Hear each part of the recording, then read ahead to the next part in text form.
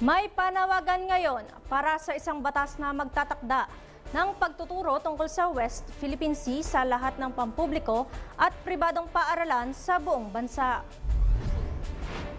Sa gitna ng tumitinding usapin sa West Philippine Sea, iginiit ni Akbayan Party List Representative Attorney Shell Jokno na kailangang palawakin ang kaalaman ng publiko hinggil sa karapatan at hangganan ng pandagat ng bansa.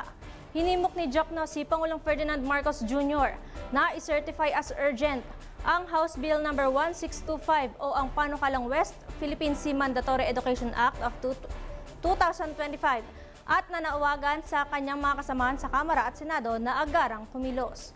Aniya, mahalagang lubos na maunawaan ng mga Pilipino, lalo na ng mga kabataan, ang ating mga karapatan, kasaysayan at ang mga batas na nagpapatibay ng ating pagmamayari ng teritoryo, kabilang ang pagkapanalo natin sa China sa arbitral ruling noong 2016.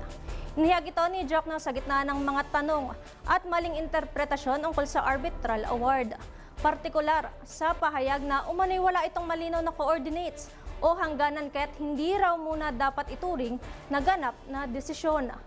Itatakda ang Department of Education bilang pangunahing ahensya magpapatupad ng nasabing panukala sa oras na maisabatas ito.